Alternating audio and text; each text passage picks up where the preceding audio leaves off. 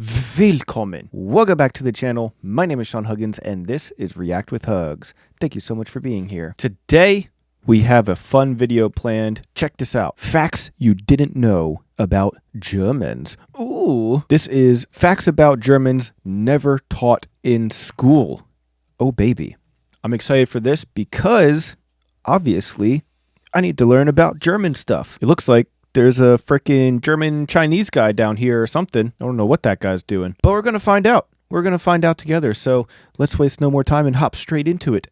Los geht's. Boy, oh boy. I'm excited for some hopefully fun facts. Germans are an old people.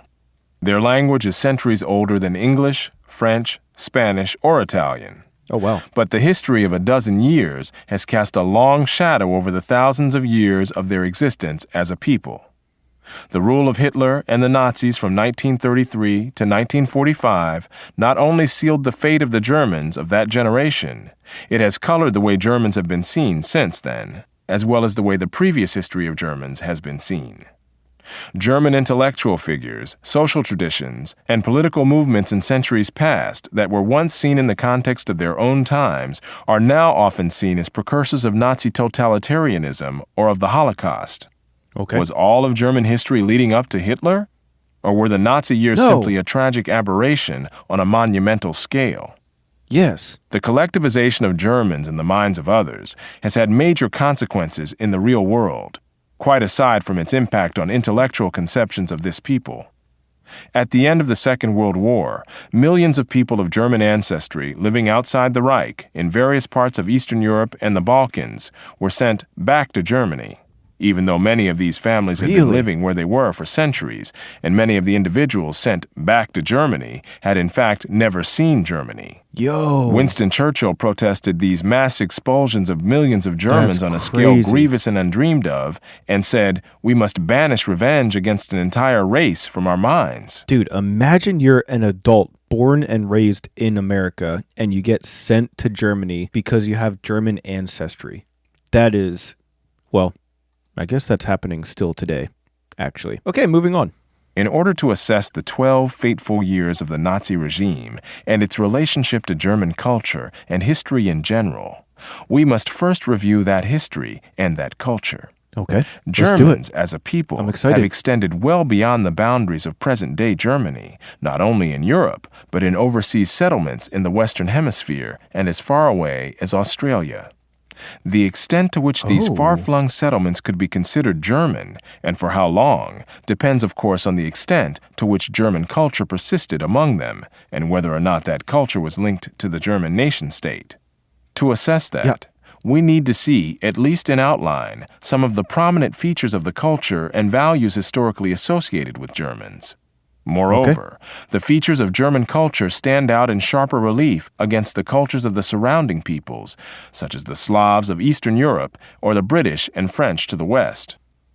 Long before German societies became industrialized, Germans were... Look at this. Hold on a second. My camera's covering it. Volume of beer produced in Europe in 2019 by country.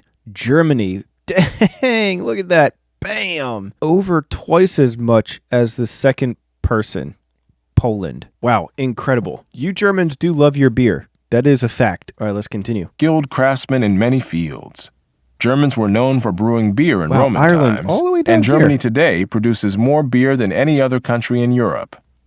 People of German ancestry have set up breweries as far away as Australia and China. The famous Tsingtao beer of China having been created by Germans there. The leading American brands of beer, Budweiser, Coors, and Miller, were likewise all created by people of German ancestry. Dude, so Germans have basically created like 90% of the beer through ancestry and through the generations. You freaking sneaky Germans have been running all over the world, starting world-class breweries and just selling all of the beer in the entire world. German breweries in Buenos Aires drove English beer out of the market there. In the Brazilian state of Sao Paulo, the only producers of beer in the early 20th century were Germans. Beer-brewing Germans are not simply a stereotype. German craftsmen also pioneered in making pianos and took this skill with them to other countries. Ooh. The first pianos in colonial America were built by Germans, who also led the way in building pianos in Australia, Russia, France, and England. German craftsmanship also created optical products that made such firms as Zeiss, Schneider, Rodenstock, and Voigtlander world leaders in high-quality lens production.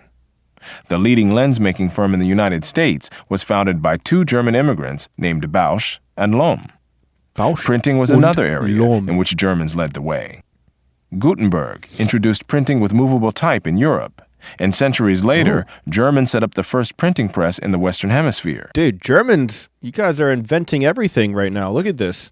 When printing presses began to spread from Western Europe into Eastern Europe, they spread first into German enclaves in the East, because here were concentrated people who could read.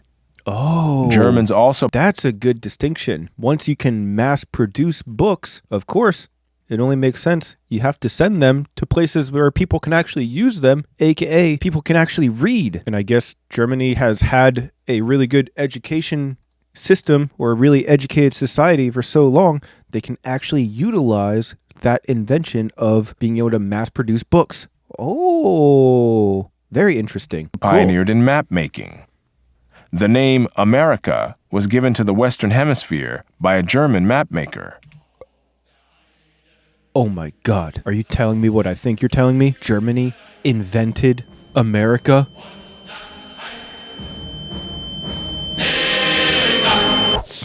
Okay. Anyways. Mining was another area in which Germans became renowned as far back as the 16th century. Copper mines in Britain were opened up by Germans, as were silver mines in Mexico, Spain, and Norway, in addition to the German mining communities in the Balkans already noted. German craftsmanship in metal created the first armor and swords manufactured in Mexico, as well as the renowned Kentucky rifle, which was in fact made by Germans in Pennsylvania. For thousands of years, Germans excelled in military operations.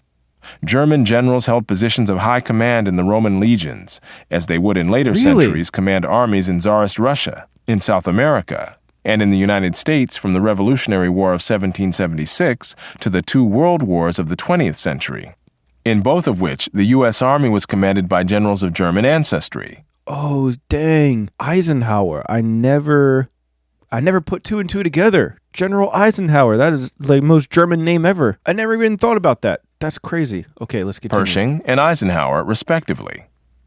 German commanders of American military forces in the Second World War also included Admiral Chester Nimitz, who commanded the Pacific Fleet, and General Karl Spaatz, whose bombers reduced much of Germany to rubble. In both world wars, the armies of Germany inflicted far more casualties on opposing forces than the Germans sustained themselves. During the Middle Ages, the Teutonic Knights conquered Prussia, which became the heartland of German military prowess for centuries to come.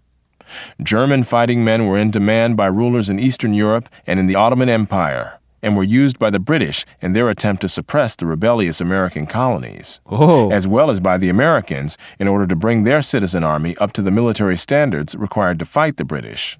Oh, dang. So the Germans, you sneaky Germans, you're playing both sides.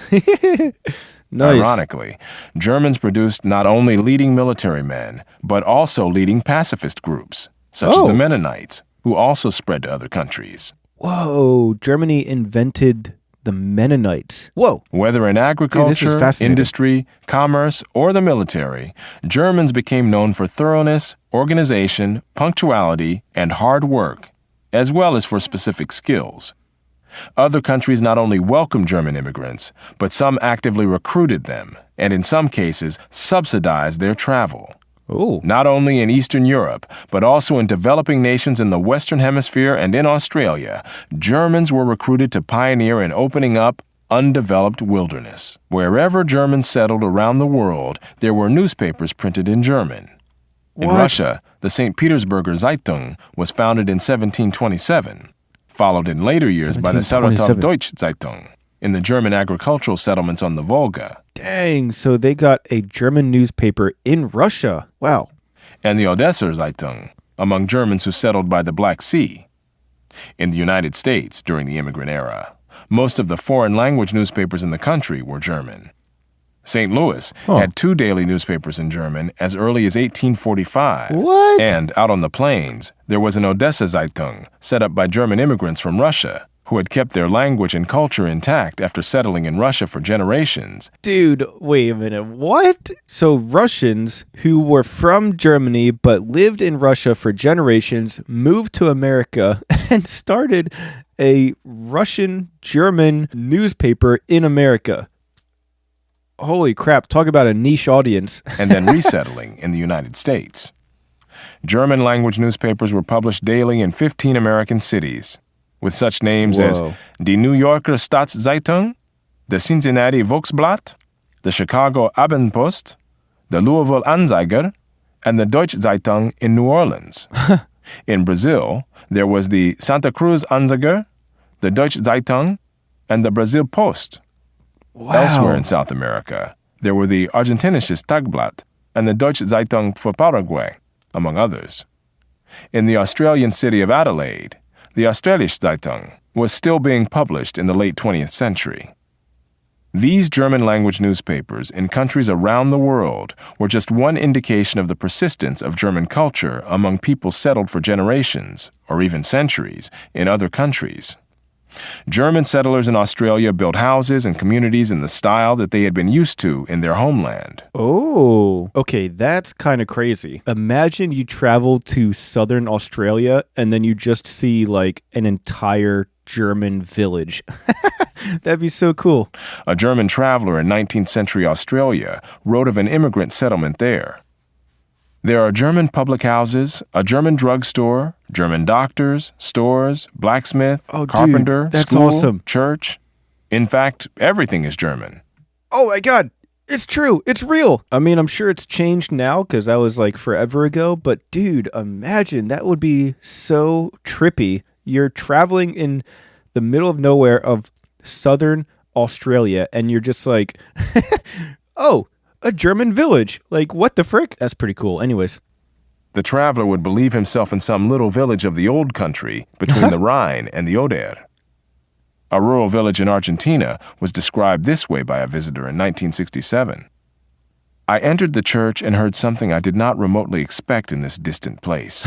Traditional German hymns of Holy Week, sung in typical Volga German style in which each voice remains distinct.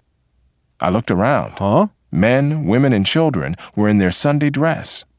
Some of the women wore scarves. Beneath them were faces like those of the country people in Germany. Scarves in Argentina? Isn't Argentina warm? In front of the nave, the minister was preaching in common German to the parishioners. It was difficult to believe that I was in Latin America, that the ancestors of these people had left Germany for Russia 200 years ago. Whoa. This cultural persistence among Germans around the world represented a loyalty to the particular subculture of the locality from which they had come, not a political loyalty to the German nation. Many had, in fact, immigrated before there was a German nation created in 1871. A 19th century German community in Australia was described as the recreation of a Silesian village. In the United States as well, Germans from particular localities settled together and maintained the culture of that area. Frankfort, Kentucky, was founded by Germans from Frankfurt, Germany. Frankfort, Kentucky? Dude, I gotta go there. And Grand Island, Nebraska, by Schleswig-Holsteiners. Lomira, Wisconsin, was settled almost exclusively by Prussians from Brandenburg, while the nearby towns of Hermann and Theresa were settled by Pomeranians. Hold on a second. What's the most German town in America? Leavenworth, Washington, and New Ulm, Minnesota. New Ulm? Dude, I've been to Ulm. I've made a vlog about going to Ulm on my vlog channel. I love this city. I love Ulm. And they made a New Ulm? Dude, I gotta go there. I gotta go to one of these ones. Frankenmuth, Michigan. Helen, Georgia. What? That's crazy. Okay, anyways. Even among Germans who immigrated from Russia to the United States, those who came from the Volga settlements established their own communities in the Plain States, distinct from the communities in those states established by those Germans who came from the Black Sea settlements. Whoa. Even when they resettled again in California, the Volga Germans and the Black Sea Germans settled separately. What? The former around Lodi and the latter around Fresno. How long and to what extent the Germans remained culturally separate varied with circumstances. Rural enclaves tended to remain culturally insular longer and more completely than was the case when Germans settled in urban communities that included people of other nationalities and cultures. Where the Germans were the numerically predominant urban group, as they were for centuries in much of Eastern Europe, they could assimilate the local population, or at least its upwardly mobile elements, to the German culture. But where the Germans were greatly outnumbered, convert people to German. and especially where the great majority of the German immigrants were male, then interactions among groups, including intermarriage, eroded the German culture. This was the case in much of 19th century Australia, but not in South Australia, where whole families of Germans tended to settle together, and there were as many women as men, so that these communities could maintain their separate social and cultural identities for generations. It was much the same story in Brazil, where there was very little intermarriage with members of the local population living near German agricultural communities well into the 20th century, while in cities and in some rural areas where there were more diverse populations, acculturation and assimilation became more common. Yet even living in cities with large numbers of people from other backgrounds did not automatically lead to rapid assimilation. In New York City, where 90% of the population was non-German, in the early 20th century, most people of German ancestry nevertheless married other people of German ancestry. That changed over the years, but not immediately or rapidly. This cultural cohesiveness was seldom accompanied by political cohesiveness or group identity politics. Germans were usually not very politically active in any case, and they tended to be underrepresented among career politicians. Where German political leaders arose in other countries, it was seldom as representatives of ethnic Germans in those countries. In the United States, for example, those people of German ancestry who did achieve prominence in politics, the Muhlenbergs in the 18th century, Karl Schurz, and John Peter Altgeld in the 19th. I've never heard of any of these people. And Herbert Hoover and Dwight D. Eisenhower in the 20th century. Okay, I know those two. Did so as representatives of the American people at large, rather than as spokesmen for ethnic German interests. Okay, that's good though. Basically, the politicians in America that were of German descent, they weren't like, look at me, I'm German, I'm going to help the German people. They were more so like, I'm going to help everybody, or according to this guy. Which, to be fair, that's how a politician should be. That's what they're supposed to do. They're supposed to help the masses, but, you know. There were similar patterns in other countries. In Australia, Germans tended to be underrepresented in politics, and those Germans who achieved political office were elected from constituencies where there were few Germans, as well as from constituencies where Germans were the predominant population. In Russia, the presence of Baltic Germans in high positions in the Tsarist government was of no benefit to the Volga Germans or the Black Sea Germans, in whom these German officials took no interest and whom they looked down on as peasants. In Brazil, Germans long remained politically apathetic until after the Second World War, when they began to elect more deputies. However, in places where the German minority was under sustained political attack, such as by the Latvians or the Czechs, Germans were provoked into political activity. The persistence of German culture did not, in most cases, mean making public dramatizations of a separate identity, exceptions again being in places like Czechoslovakia. More commonly, Germans maintained their culture without making a public issue of it. In the United States, such American sports icons as Babe Ruth and Lou Gehrig grew up speaking German, and so did... What? Babe Ruth and Lou Gehrig both grew up speaking German? I had no idea. Dude, that's fascinating. Did Nobel Prize-winning economist George Stigler. Wow. All right. Interesting. Definitely learned quite a few fun facts about the Germans spreading themselves all across the world today. But anyways, I'm curious what you guys, the experts, have to say. What do you think of the video? Let me know your thoughts. Leave your mustard down in the comment section below. Thank you guys so much for being here. And as always, I'll see you guys next time. Peace.